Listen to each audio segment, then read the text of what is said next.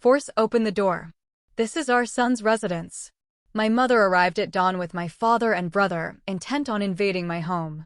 The very property I'd ejected them from yesterday, after they publicly shamed me before our entire family when they brandished a crowbar. I abruptly flung open the door. What they witnessed within my hands caused them to shriek in terror. Can you even imagine waking up to your own mother screaming for your father and brother to break down your front door? To hear her yell, "This is our son's apartment," as if your home, your sanctuary, was theirs to invade? Because that was my reality, just this morning. And what they saw in my hands when I finally flung that door open, well, let's just say it made them scream in pure, unadulterated horror. But before I dive into the chaos, let me take you back. My name is Jelena, and at 32, I thought I was finally free. Free from the suffocating control of my family. I grew up in what looked like the perfect suburban dream. Think picturesque house, manicured lawn, holiday decorations that made the neighbors green with envy. But behind that polished front door, our family was a different story. My father, George Williams, built a successful insurance business from nothing. And while his drive was admirable, it came with an unshakable belief that he knew what was best for everyone, especially me. Questioning him? That was a direct challenge to his authority, a personal affront. He mapped out our lives with the same cold precision he used for his business, leaving absolutely zero room for our own dreams. My mother, Evelyn, was a master of passive aggression. She never directly defied Dad, but the guilt and emotional manipulation she wielded. "I just want what's best for you," she'd sigh after undermining my confidence. Her favorite line? "One day, you'll thank us for this." I'm still waiting. And then there was Nathan, my brother, 3 years my senior, the golden child who could do no wrong. He was Dad's clone, from his business degree right down to his infuriatingly condescending attitude towards me. While Dad controlled with commands, Nathan used mockery. "Don't be so dramatic, Jelena," became his go-to whenever I dared to express a feeling. Status was everything to them.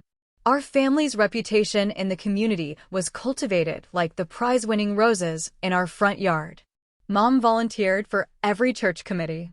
Dad donated generously to charities. And all of us? We had to look and act perfect in public. The pressure was absolutely suffocating. My education wasn't about learning. It was about achievement that reflected well on them. When I showed artistic talent in high school, my parents dismissed it instantly.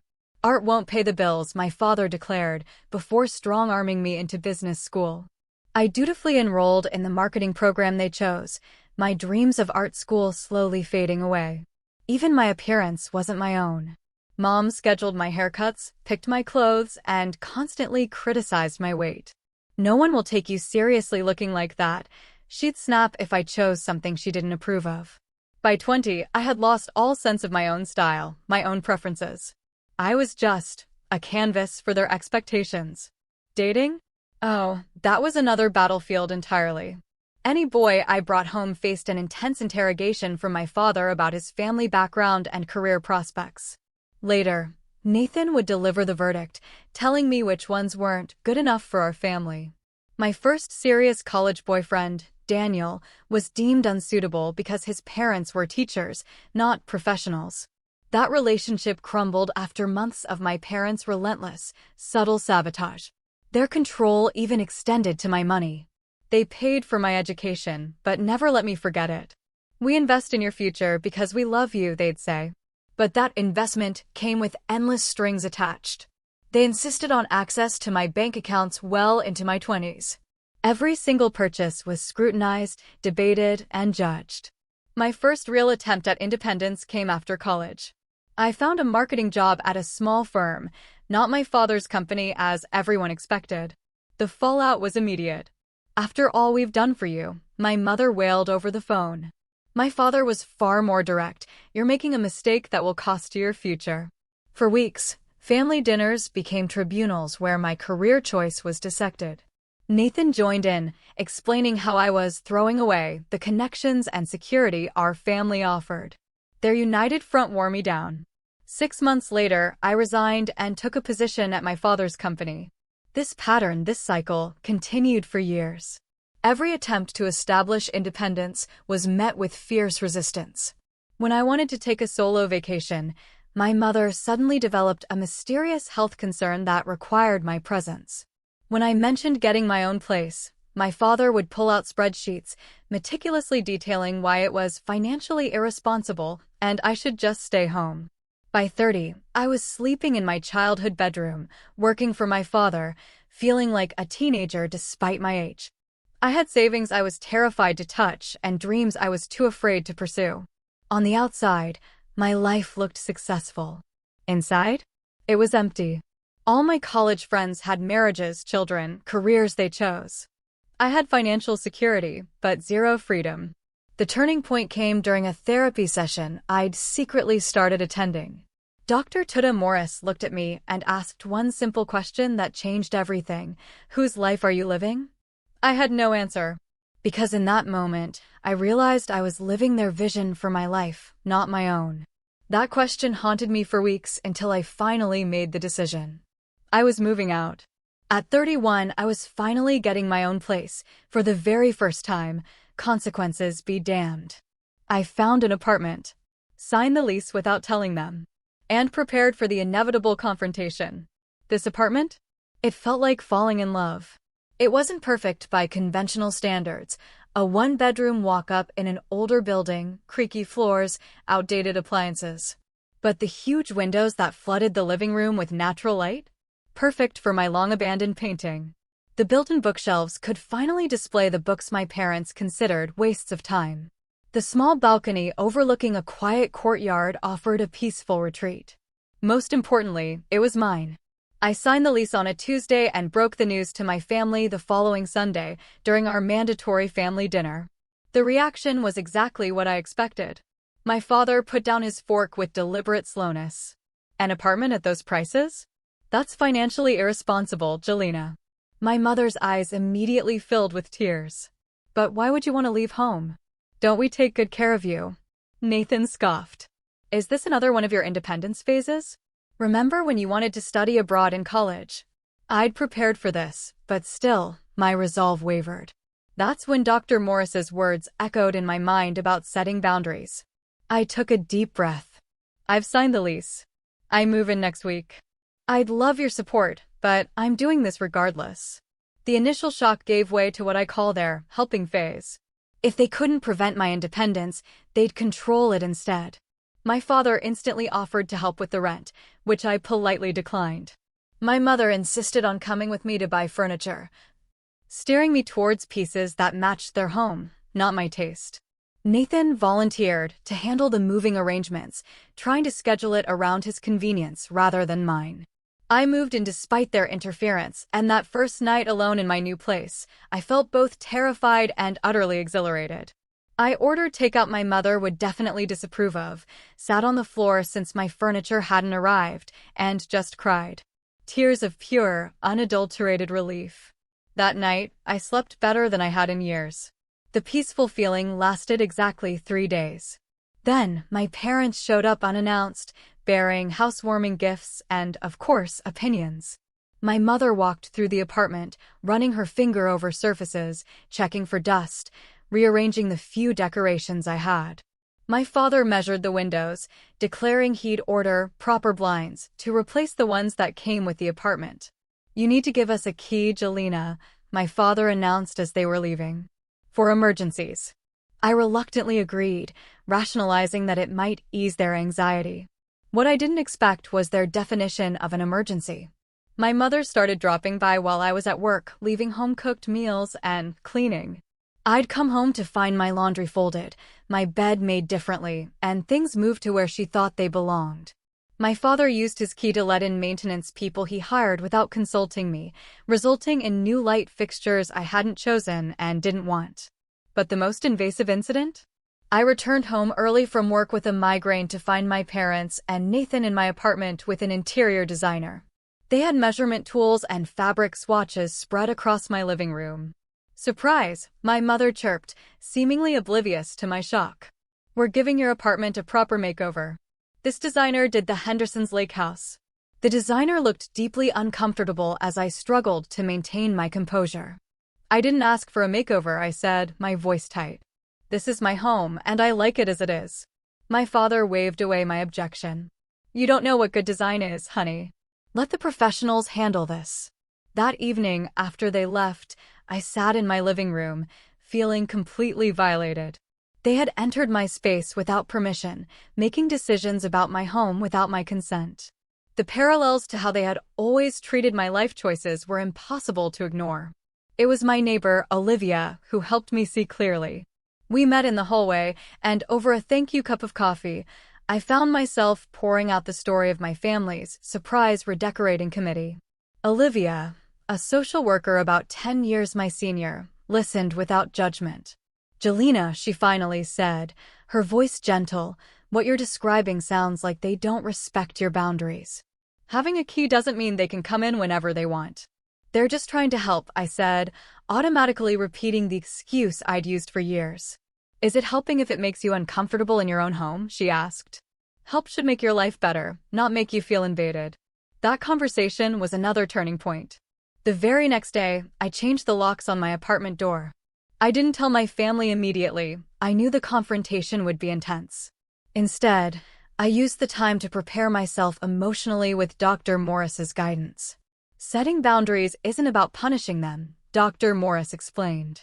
It's about protecting yourself and establishing healthy relationships. What if they never accept my boundaries? I asked, voicing my deepest fear. Then you'll have information about what kind of relationship is possible with them, she replied. Not everyone can adapt to healthy boundaries, especially if they're used to control.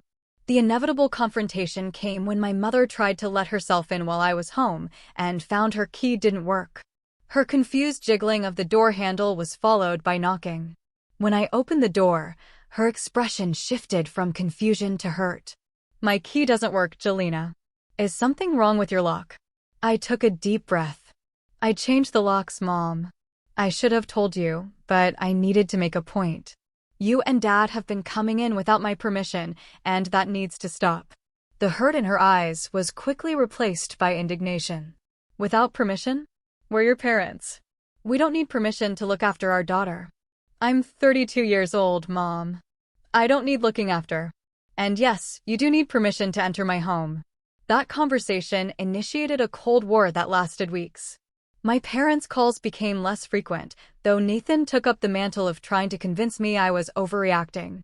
They're just trying to make your place livable, he said during one call. You've always been so sensitive. But despite the tension, I held my ground. Each day in my apartment became a small victory for my independence. I painted the living room a soft blue, a color my mother would hate. I bought eclectic furniture from thrift stores rather than the high-end retailers my parents preferred. I hung my own artwork on the walls, pieces I'd created in secret over the years. My confidence grew alongside my sense of personal style. I started reconnecting with college friends, people I'd lost touch with during my years of family-enforced isolation. I joined a local art class and started painting regularly again. I even started dating without running potential partners through my family's approval system. 6 months into my independent life, I felt like a different person. My apartment had become a true reflection of who I was, rather than who my family wanted me to be. The only shadow over my new life was the ongoing tension with my family, which was building towards an explosion no one could have predicted. Aunt Patricia's 60th birthday was marked on the family calendar months in advance. As my mother's only sister, Aunt Patricia held a special place, and her milestone birthday warranted a gathering of the entire extended family. Under normal circumstances, I would have dreaded it, knowing it meant hours of performative family harmony. But after 6 months of establishing my independence, I felt stronger, more capable of navigating family dynamics without losing myself. I chose my outfit carefully that morning, a navy blue dress that was professional but also expressed my personal style. I wore jewelry I'd bought for myself, not the pearls my mother insisted were the only appropriate accessory. I drove to Aunt Patricia's, feeling nervous, but determined to maintain my boundaries. The initial hour went surprisingly well. I reconnected with cousins I genuinely enjoyed, but rarely saw. Cousin Sophia commented on how happy I looked. Uncle David asked about my apartment with what seemed like genuine interest, not judgment. Even Aunt Patricia noticed the change, pulling me aside to say, "There's something different about you, Jelena. You seem lighter." I started to relax, thinking perhaps my fears were overblown. Maybe my family could accept the new, more independent me. That hope died quickly. My father clinked his glass to gather everyone's attention during lunch. "While we're all together," he announced, with the confidence of someone who always controls the room, "I wanted to share some exciting news about Jelena's apartment." My body went cold. All eyes turned towards me. I had no idea what he was about to say, which was alarming enough. "Evelyn and I have decided to give Jelena's apartment a complete renovation. As a surprise." He beamed as if he'd just announced he'd cured cancer. "We've hired Wilson Designs, the same firm that did the Johnson's Lake house." My mother jumped in enthusiastically. "We've already ordered new furniture, and the painters start Monday. Wait until you see the plans." She pulled out her phone and began showing photos to nearby relatives. With growing horror, I realized she was showing pictures of my apartment. Photos taken without my knowledge during their unannounced visits. My private space was being displayed for the entire family to evaluate and critique. "The current furniture is so eclectic," my mother continued diplomatically, which everyone recognized as her code for cheap and tasteless. Nathan added helpfully, "Jelena's always had unique taste. Remember her purple hair phase in high school?" The family laughed, and I felt like I was 16 again, my choices mocked as immature phases rather than expressions of my identity. "I haven't agreed to any renovation," I said, my voice shaking slightly. "This is the first I'm hearing about it." My father waved away my comment as if swatting a fly. "It's a surprise, honey. That's why we didn't tell you." "A surprise implies something the person would want," I replied, feeling my carefully constructed composure cracking. "I don't want strangers in my apartment making changes I haven't approved." The table grew quiet. The tension was palpable. My mother's smile remained fixed, but her eyes hardened. "Jelena, this isn't the time or place to discuss this. You brought it up in front of everyone," I pointed out. "When would be a better time to discuss changes to my home than when you announced them publicly?" My father's expression shifted to the stern look I knew so well, the one that had silenced me countless times growing up. "We're trying to help you create a proper living space. The apartment looks like a college dorm room." "It looks like me," I said, my voice growing stronger. "It reflects who I am, not who you want me to be." Aunt Patricia tried to diffuse the tension. "The cake is ready. Shall we move to the living room?" But something had broken open inside me. Years of suppressed feelings finally finding their voice. "I changed the locks for a reason. I don't want you coming into my space without permission. And I certainly don't want you renovating it without my consent." The shocked silence around the table made me realize how rarely anyone contradicted my father in public. My cousins studied their plates with sudden fascination. Uncle David cleared his throat uncomfortably. My mother's voice was tight with controlled anger. "Jelena, you're making a scene at your aunt's birthday." "I'm not the one who brought up renovating someone else's home without their permission," I replied. Nathan jumped in, his tone condescending. "Typical Jelena drama. They're trying to help you, and you're acting like they committed a crime." "Entering someone's home without permission is a crime," I said. "It's called breaking and entering." My father stood up, his face flushed with anger. "That's enough. We have never broken into your apartment. We had a key. A key I never should have given you, because you abused the privilege." I was standing now, too. 2 years of therapy finally giving me the strength to stand my ground. "My apartment is my space, not an extension of your house, not a project for you to fix." Aunt Patricia intervened, her voice gentle but firm. "George, Evelyn, perhaps this is a discussion for another time." My father nodded stiffly, his jaw clenched in barely controlled fury. "Of course, Patricia. I apologize for the disruption." The conversation shifted to safer topics, but the damage was done. I felt the weight of disapproving glances from relatives who believed I had disrespected my parents. Others gave me subtle nods of support or looks of sympathy. The family had witnessed something rarely seen in our carefully controlled public image: authentic conflict. I stayed through the cake cutting to avoid further disruption to Aunt Patricia's celebration, but the joy had gone out of the day. As I prepared to leave, my mother cornered me in the hallway. "We'll discuss this at your apartment later," she said, her tone making it clear this was a command, not a suggestion. "No," I replied simply. "If you want to talk, call first and ask if you can visit. I won't open the door otherwise." Her eyes widened at my direct refusal. "This behavior needs to stop, Jelena. Your father and I have had enough." "So have I said, surprising myself with my calm. "That's why I'm setting boundaries." I left the gathering knowing the confrontation wasn't over, merely postponed. The drive home gave me time to prepare for what I knew would come next, but nothing could have fully prepared me for my family's reaction to my newfound independence. I barely had time to change into comfortable clothes when the buzzer to my apartment rang. Looking through the peephole, I saw my parents and Nathan standing in the hallway, their expressions ranging from anger to sheer determination. Taking a deep breath, I opened the door, but stood firmly in the doorway, making it clear I wasn't inviting them in. "May I help you?" I asked, trying to keep my voice steady. "Don't be ridiculous, Jelena. Let us in. We need to talk," my father demanded, already trying to step forward. I held my ground. "I told Mom I wanted advance notice before visits. This isn't a good time." My mother's face crumpled into the hurt expression that had manipulated me for years. "After what you did at Patricia's party, you're going to turn us away at the door. Do you have any idea how embarrassed we were? You embarrassed yourselves by announcing renovation plans for my apartment without my consent," I replied, surprised at my own composure. Nathan stepped forward, using his height to try and intimidate me. "The contractors are downstairs waiting. Dad paid a premium for them to start today. Are you really going to waste thousands of dollars because of your sudden need for independence?" I looked past them and saw two men in paint-splattered clothes standing awkwardly by the building's entrance, confirming Nathan's words. The realization that they had actually brought contractors without my agreement solidified my resolve. "Yes, I am," I said. "I never asked for renovations. I never agreed to renovations. Those men have no right to enter my home." My father's face reddened, a dangerous sign I recognized from childhood. "This isn't about rights, Jelena. This is about what's best for you. Your apartment looks like a thrift store exploded in it. What will people think?" "I don't care what people think," I retorted. "I care what I think, and I love my apartment exactly as it is."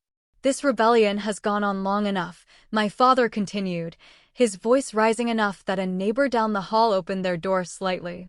"If you're going to live independently, you need to do it properly. That means a professionally designed living space." "No, Dad," I countered. "Living independently means making my own choices about my space, my time, and my life. It means not having to justify my decisions to you or anyone else." My mother's strategy shifted from hurt to tears. Another familiar tactic. "We just want to help you, Jelena. That's all we've ever wanted. Why are you pushing us away? It's breaking my heart." In the past, those tears would have shattered my resolve. Today, they strengthened it. "Mom, I appreciate that you want to help. But real help would be respecting my wishes." "You don't know what you want," Nathan interjected. "You never have. Remember when you wanted to be a painter? How would that have paid your bills?" "I still paint, Nathan. My apartment is full of my artwork that you've apparently never noticed during your visits. And I pay my bills just fine with my marketing job." My father checked his watch impatiently. "Enough of this nonsense. The contractors are on the clock. Let us in so they can start work." "No," I said firmly. "Please tell them to leave. I won't be responsible for their time since I never hired them." The door across the hall opened, and my neighbor Olivia stepped out, ostensibly to check her mail, but clearly responding to the escalating voices. "Everything okay, Jelena?" she asked, giving my family a pointed look. My father, ever conscious of appearances, lowered his voice. "This is a family matter." "It's fine, Olivia." "My family was just leaving," I said, grateful for her presence. "We're not leaving until this has resolved," my mother insisted. "Jelena, be reasonable." "I am being reasonable," I said, my voice unwavering. "I am an adult with my own living space that I pay for. I decide what happens in it." My father's patience finally snapped. "If you want to be so independent, perhaps you should be fully independent. No more family support, no safety net. If that's your choice, I accept it, I replied, the words painful but necessary. You can't be serious. My mother gasped. George, she doesn't mean that. I do mean it. I would rather live without your financial support than with your constant control. Nathan stepped closer, his voice low and threatening. You're making a huge mistake, Jelena. You've always been dramatic, but this is taking it too far. The only mistake I made was not setting boundaries sooner, I replied, standing my ground despite his intimidating stance. My father pulled out his wallet and removed a credit card with my name on it, one they had given me for emergencies, but that I had deliberately not used since moving out. He held it up before tucking it back in his wallet. When you come to your senses, let us know. Until then, you're on your own. I already am, I said quietly. My mother made one last attempt, her voice breaking. Please, Jelena, let us help you. Let us in. Looking into her pleading eyes, I felt a momentary waver in my resolve, the lifetime habit of giving in to keep the peace fighting against my newfound strength. But then I remembered the photos she had shown everyone, the invasion of my privacy, the complete disregard for my wishes. I love you, Mom, but no. Please respect my decision. This isn't over, my father said ominously as he finally turned to leave. We'll be back tomorrow, and I expect a more reasonable attitude. Don't come without calling first, I reminded them. And I expect you to respect my decision, even if you don't agree with it. Nathan was the last to leave, lingering in the doorway. You know they'll never give up, right? This little independence game will end eventually. It always does. This isn't a game, Nathan, I said, looking him straight in the eye. This is my life. After they finally left, I closed the door and leaned against it, my legs suddenly weak. The confrontation had drained me, but underneath the exhaustion was a powerful sense of pride. I had held my boundary. I heard most of that. Are you okay? Olivia asked, stepping up to my door. I invited her in for tea, grateful for a friendly presence. They've never taken no for an answer before, I told her. I don't think they'll start now. Then you need to be prepared, she said pragmatically. First, let's change your locks again. I know a locksmith who can come today. By evening, I had new locks installed, but the knot of anxiety in my stomach wouldn't ease. My father's parting words echoed in my mind. This isn't over. Knowing my family, I suspected they would escalate rather than accept my boundary. I just didn't realize how far they would go. The pounding on my door jolted me from sleep at 6:01 in the morning. Disoriented, I fumbled for my phone, wondering who could be at my door so early. The answer came in my mother's shrill voice, piercing the wooden door. Jelena, open this door immediately. Fully awake now, I pulled on my robe and moved towards the door, heart hammering in my chest. Through the peephole, I could see my parents and Nathan in the hallway, their faces set in determined, almost grim, expressions. Jelena, we know you're in there. Open up. My father's commanding voice brought back a lifetime of automatic obedience, but this time, I resisted. What are you doing here so early? I called through the door. I told you to call before coming over. This has gone far enough, my father replied. Your mother is worried sick about you. Open the door so we can talk properly. I'm fine and I'm not opening the door. Please leave and call me later if you want to talk. There was a murmured conversation I couldn't quite hear. Then my mother's voice again, this time with a quaver that sounded rehearsed. Jelena, honey, we're concerned about your mental health. This behavior isn't like you. The implication was clear and terrifying. They were framing my independence as a mental health crisis. I'd heard of families using this tactic to regain control over adult children, and the realization that mine might go this far sent a chilling wave through me. My mental health is fine. In fact, it's better than it's been in years. My therapist can confirm that. Therapist. My mother's genuine shock came through the door. You've been seeing a therapist without telling us? Before I could respond, I heard my father's impatient voice. This is ridiculous. Nathan, go down to the car and get the tool bag. The implication hit me like a physical blow. They were planning to force their way in. Hands shaking, I picked up my phone and called 911, speaking quietly so they wouldn't hear me. I need police assistance. My family is threatening to break into my apartment. I explained to the dispatcher, giving my address. The dispatcher assured me officers would be there shortly and advised me to stay on the line. I kept the call active but muted my end so I could hear what was happening in the hallway. "I can't believe it's come to this," I heard my mother say. "What will the neighbors think?" "They'll think we're concerned parents checking on our daughter," my father replied. "No one would blame us for that." "Are you sure about this, Dad?" Nathan's voice held a rare note of uncertainty. "She's left us no choice. Break down the door. This is our son's apartment." The bizarre statement confused me until I realized he was referring to Nathan, creating a narrative where this was somehow Nathan's place that I was occupying. The level of delusion shocked me. I heard Nathan's return, followed by the metallic sound of what could only be tools being handled. The dispatcher on the phone asked if I was still there, and I unmuted to confirm. "They have tools." "I think they're actually going to try to break in," I whispered, the reality of the situation hitting me fully. "Officers are 3 minutes out," the dispatcher assured me. "Stay on the line." I heard a scraping sound at the doorframe. They were actually doing it. Actually attempting to force entry into my home.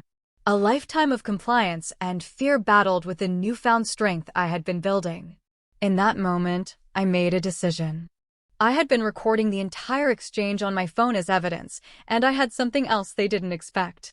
Yesterday, after their visit, I had contacted a lawyer friend who had helped me file for an emergency temporary restraining order based on their harassment and threats. The paperwork had been processed remarkably quickly thanks to my friend's connections, and the official documents had been delivered late last night. The sound of metal against my doorframe grew more insistent. I could hear my mother's anxious encouragements and my father's directions to Nathan about where to apply pressure with what I assumed was a crowbar. Making a split-second decision, I positioned myself to the side of the door, the restraining order in one hand, phone recording in the other. In one swift motion, I unlocked the door and pulled it open, staying carefully to the side in case they tried to rush in. The sudden opening of the door caught them completely off guard. Nathan stumbled forward, a crowbar indeed in his hands. My father's face registered shock, then anger, but it was my mother's reaction that would stay with me forever. As her eyes fell on the documents in my hand and the phone, obviously recording their actions, her face transformed from righteous concern to absolute horror. "What are you doing?" she shrieked, backing away as if I were threatening her, rather than the other way around. Defending my home from intruders, I replied calmly, holding up the restraining order. "This is a temporary restraining order prohibiting all of you from coming within 100 feet of me or my residence. You are currently in violation of that order, and you're being recorded attempting to break into my apartment with a crowbar." My father lunged forward, reaching for my phone. "Give me that. You're not recording anything." I stepped back inside my doorway. "Everything has already been uploaded to cloud storage. Breaking my phone won't delete the evidence."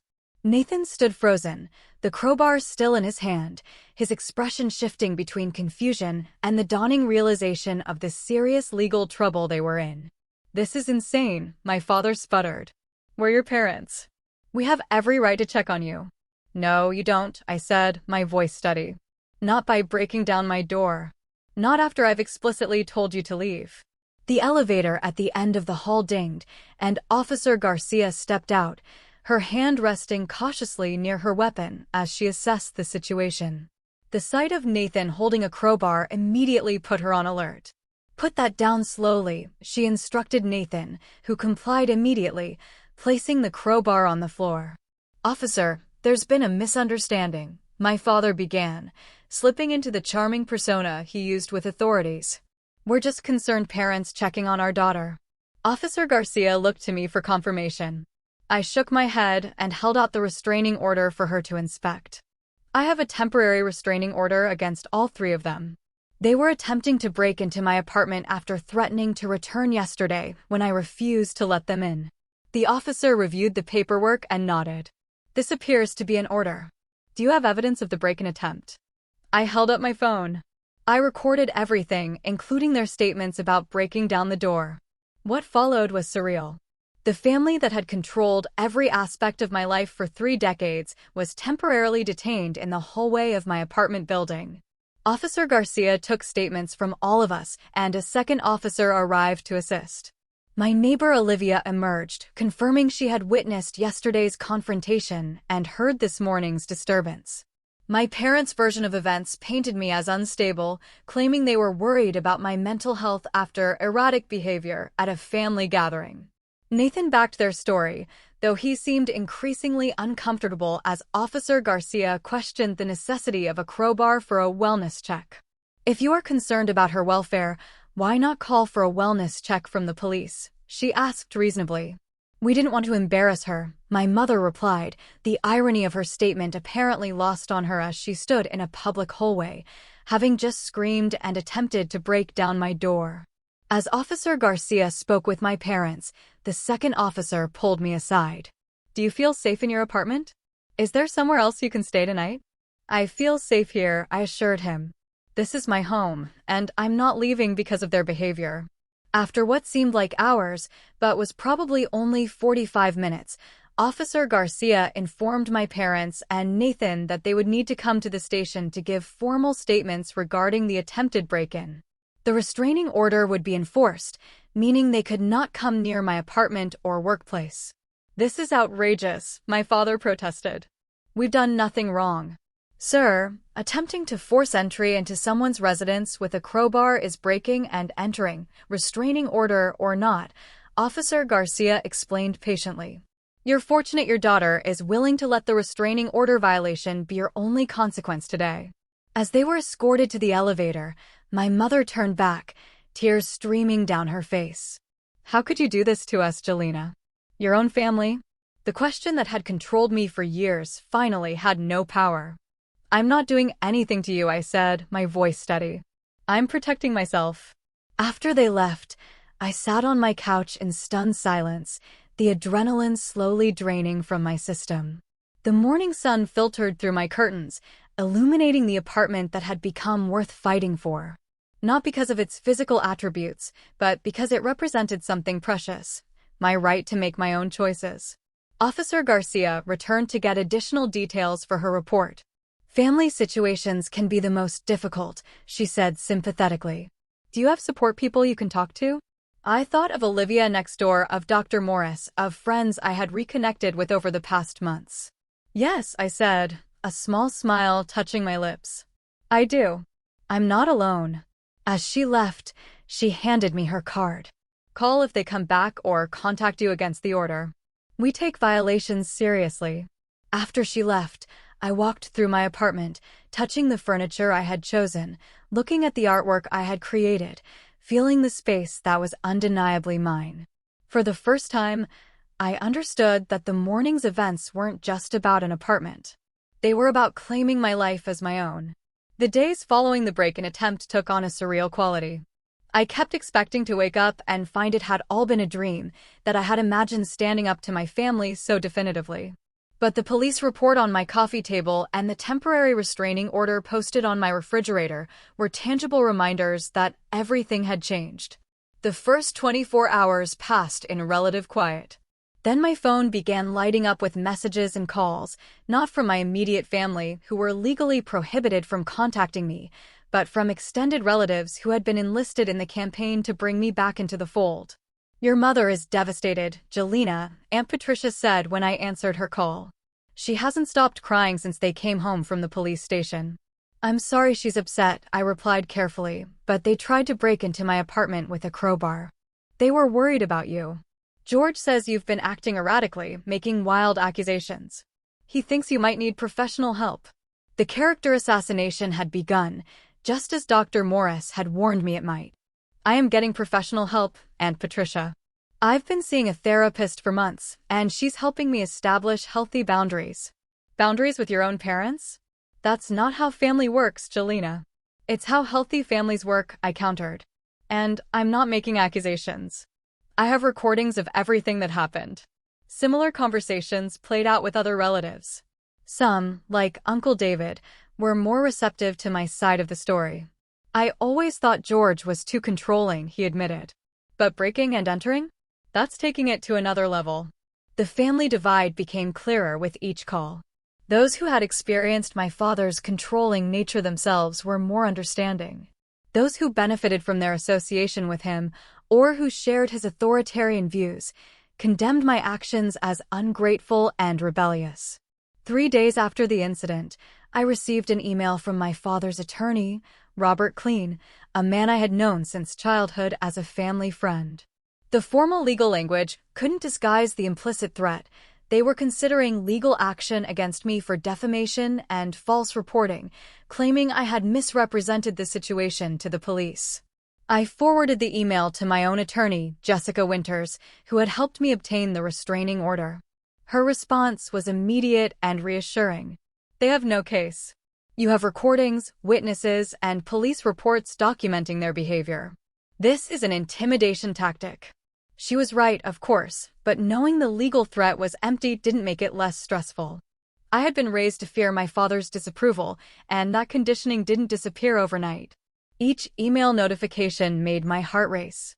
Each unknown phone number triggered anxiety about what new pressure tactic they might be employing. A week after the incident, my brother Nathan contacted me through a mutual friend, requesting to meet at a neutral location. Against Jessica's advice, I agreed, choosing a busy coffee shop where I felt safe from both physical intimidation and potential scenes. Nathan looked tired when he arrived, the confident swagger temporarily subdued. He ordered coffee and sat across from me, studying my face as if looking for signs of the sister he recognized. "You've really done it this time," he began, but without his usual condescension. "Dad's had to call in favors all over town to contain this. Do you have any idea how this looks?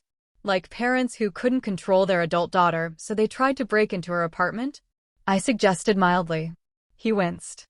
"It wasn't supposed to go that way. They were genuinely worried about you." "Were you worried too, Nathan? Is that why you brought a crowbar to my door at 6 in the morning?" He had the grace to look ashamed. "Dad insisted we needed to check on you." I didn't think it would go that far, but you know how he gets when he's made up his mind. "I do know," I said. "That's why I got the restraining order." He leaned forward, lowering his voice. "What's the endgame here, Jelena? You can't seriously think you can maintain this separation forever. We're family. The endgame is a relationship based on mutual respect rather than control. If that's not possible, then maybe separation is the only option." "They'll never accept that," he warned. "Mom's a wreck and Dad's obsessed with damage control. This is consuming their lives." "Their reaction isn't my responsibility," I said, repeating a phrase Dr. Morris had taught me. "They made choices that led to this situation." Nathan shook his head in disbelief. "When did you get so cold?" "Setting boundaries isn't cold, Nathan. It's healthy. Maybe someday you'll set some of your own." The look he gave me was part anger, part confusion, and something else I couldn't quite identify. Maybe curiosity. We finished our coffee in uncomfortable silence before he stood to leave. "They want you to drop the restraining order," he said finally. As a gesture of good faith. "Good faith would be respecting my boundaries without legal enforcement," I replied. "Until I see evidence of that, the order stays in place." As the weeks passed, the legal maneuvering continued. My parents had considerable resources and connections, which they deployed in increasingly concerning ways. I discovered they had contacted my employer, expressing concerns about my mental health that could impact my work performance. Fortunately, my direct supervisor, Maria, was more impressed by my professionalism than my parents' insinuations. "Your work speaks for itself," she assured me during a difficult conversation. "Whatever's happening in your personal life isn't affecting your performance." The financial consequences of my stand became apparent when I discovered my parents had been paying several of my subscription services and insurance premiums without my knowledge. These suddenly stopped, requiring me to quickly establish new accounts and payment methods. My health insurance, which had been part of a family plan, was canceled without notice, forcing me to navigate the complicated process of finding new coverage. The most painful consequence was the loss of relationships with family members who sided unquestionably with my parents. Cousins I had grown up with stopped returning my calls. Holiday invitations that had once been obligatory were conspicuously absent. The family narrative being constructed painted me as unstable, ungrateful, and influenced by radical ideas from therapy. But for every relationship lost, I seemed to gain or strengthen another. Aunt Susan, my father's sister, who had always maintained a respectful distance from family drama, unexpectedly reached out with support. "Your father was always controlling, even as a child," she told me over lunch at a restaurant far from family haunts. "Our parents encouraged it in him, but discouraged it in me. What you're doing takes courage." My friendship with Olivia deepened into something that felt more like family. We had weekly dinner nights, held spare keys to each other's apartments, and provided the kind of mutual support I had always imagined healthy families shared. Through her, I built connections with others who formed a community of chosen family. The temporary restraining order became permanent after a court hearing where the recordings of the break-in attempt were played. My parents and Nathan were present, represented by expensive attorneys who argued unsuccessfully that their actions were motivated by concern rather than control. The judge was unimpressed. Concerned for an adult child's welfare does not justify attempted forcible entry into their residence, she stated firmly. The court finds sufficient evidence to grant a permanent restraining order.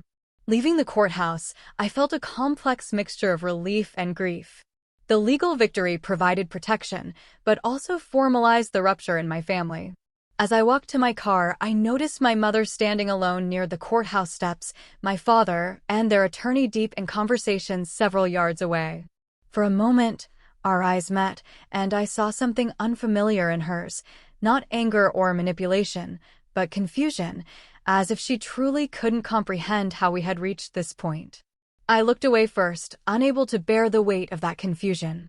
In that moment, I realized that my parents' controlling behavior wasn't just about power, but about a profound inability to acknowledge my validity, my needs, and my rights.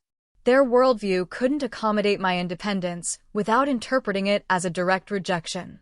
The financial challenges of true independence proved significant. Without the safety net my family had provided, I needed to establish an emergency fund and plan more carefully for expenses. I picked up freelance marketing projects to supplement my income and learned to be more intentional about spending. These challenges were stressful, but also empowering. Each bill paid from my own earnings was a confirmation of my capability. 6 months after the break-in attempt, I attended a support group for adults dealing with controlling family relationships, encouraged by Dr. Morris. Sharing my story with others who truly understood was healing in a way individual therapy alone couldn't provide. The group members recognized the manipulation tactics, the guilt induction, the threats disguised as concern. No one questioned why I couldn't just get along with my family or suggested I was overreacting. The hardest part, I told the group during one session, is grieving the relationship I wished I had, while setting boundaries with the relationship I actually have. Karen, a woman in her 50s who had been estranged from her parents for decades, nodded in understanding. "That grief never completely goes away," she said, "but it does change over time. It becomes less raw, more manageable." As the 1-year anniversary of my move to independence approached, I realized how much had changed, not just in my circumstances, but in me. The constant anxiety that had been my companion since childhood had diminished. I made decisions without hearing my parents' critical voices in my head. I decorated my apartment, chose my clothes, and pursued interests without considering whether they would meet with approval. I was becoming the person I might have been all along if given the space to develop naturally. Not perfect, not always confident, but authentically myself. The journey continued to have painful moments, but I no longer questioned whether it was worth the cost. 18 months after the day my family tried to break down my door, my apartment truly became my sanctuary. The space that had sparked such conflict was now transformed, not by expensive designers my parents had tried to hire, but by my own evolving sense of what made me feel at home. My paintings hung on walls painted colors I had chosen. Plants thrived on my windowsills. Books I loved filled the shelves without anyone telling me they were a waste of time. The legal battles had finally quieted. My parents had eventually accepted that their attempts to regain control through the courts were futile and expensive. The restraining order remained in place, though I had modified it to allow limited contact through approved channels, mainly email, which gave me the ability to set boundaries around when and how I engaged with them. My relationship with extended family had reached a new equilibrium. Some relatives, like Aunt Patricia, maintained polite but distant contact, carefully avoiding mention of the rift. Others, like Uncle David and Aunt Susan, had become stronger supports than ever before, offering the kind of family connection that nurtured rather than constrained. Holidays were spent with chosen family rather than out of obligation, a change that brought both sadness and relief. Nathan and I had established an uneasy truce. Our monthly coffee meetings were stilted at first, both of us unsure how to relate without our established patterns of golden child and scapegoat. Gradually, we found new conversation territory, discussing neutral topics like movies or books. During our last meeting, he had surprised me by admitting, "Sometimes I think you were right to leave. Dad's been even more controlling since you've been gone." The seed of awareness in that statement gave me hope that Nathan might someday examine his own relationship with our parents. I didn't push, knowing from experience that such realizations couldn't be forced. Professionally, I had found unexpected growth through independence. Without my father's influence dictating my career choices, I discovered I had talents and interests I had never been allowed to explore. The freelance marketing work I had taken on out of financial necessity had led to specialized projects in arts promotion, blending my creative and business skills in ways that felt authentic and fulfilling. My friendship with Olivia had deepened into something that felt more like family. We had weekly dinner nights, held spare keys to each other's apartments, and provided the kind of mutual support I had always imagined healthy families shared. Through her, I had built connections with others who formed a community of chosen family. Dating had taken on a new dimension as well. Without my parents' approval looming over potential relationships, I was free to discover what I truly wanted in a partner. After several casual relationships, I had been dating Dylan for 6 months, a kind, creative man who respected boundaries in a way that showed me what healthy love could look like. Therapy with Dr. Morris continued, though less frequently. Our sessions focused less on crisis management and more on deeper healing, addressing the childhood patterns that still occasionally influenced my reactions to stress or conflict. Family estrangement comes with its own grief process. Dr. Morris explained during one session, "You're grieving not just the relationship you had, but the one you wished you had. That's a complex loss." The grief she described came in waves. There were days when I missed the good moments with my family, the rare instances of connection and warmth that had kept me hoping for change for so many years. Mother's Day and Father's Day were particularly difficult, social media filled with celebrations of healthy parent-child relationships that highlighted the absence in my life. But alongside the grief was immense growth. I was learning to parent myself in the ways my parents never had, providing the validation, support, and unconditional acceptance I had always craved. I celebrated my own achievements, comforted myself through difficulties, and gradually replaced the critical internal voices with kinder, more compassionate ones. The process of healing showed me that their controlling behavior had never been about love, though they had framed it that way. Real love celebrates independence and growth. Real love respects boundaries and differences. Real love seeks connection without ownership. My experience had made me more aware of similar dynamics in others' lives. When my younger cousin Jamie reached out, confiding that she felt suffocated by family expectations, I was able to offer understanding without imposing solutions. I shared resources that had helped me and assured her that her feelings were valid, whatever path she chose. One unexpected area of healing came through my art. The paintings I created after the break-in attempt reflected my emotional journey, starting with dark, confined images and gradually opening to more light and space. A local gallery owner who purchased my work for a group show described it as a visual journey from confinement to freedom, not knowing the personal story behind the evolution. The most profound lesson I learned through this journey was that setting boundaries isn't selfish. It's necessary for authentic relationships. Boundaries define where one person ends and another begins, creating the space for genuine connection rather than control or obligation. Far from destroying relationships, healthy boundaries make true intimacy possible. I also learned that healing isn't linear. There were days when a simple email from my mother could trigger old patterns of guilt and self-doubt. There were nights when I questioned whether complete estrangement would have been easier than the complex, limited contact I maintained.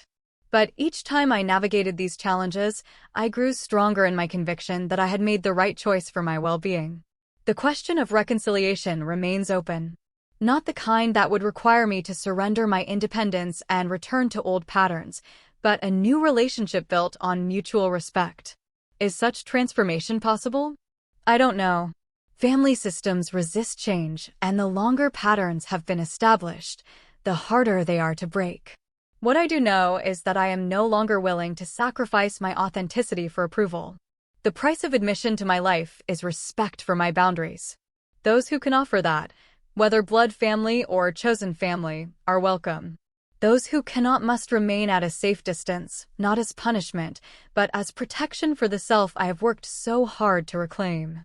The morning my family tried to break down my door marked the end of one chapter and the beginning of another.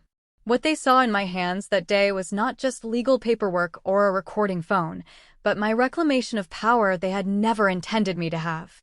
Their horror was the recognition that they could no longer control my narrative or my life. The journey since has been challenging but worthwhile, filled with difficult choices, but also unexpected joys. I am still discovering who I am outside of my family's expectations. Still learning to trust my own voice after decades of having it silenced. But each day brings me closer to the person I was meant to be all along. Have you ever had to set difficult boundaries with people you love? How did you navigate that challenging terrain? I'd love to hear your stories and insights in the comments below. If this story resonated with you, please like, subscribe, and share it with others who might be on similar journeys toward independence and authentic living. Thank you for listening to my story, and remember that your need for boundaries and respect is valid, even when others don't understand it.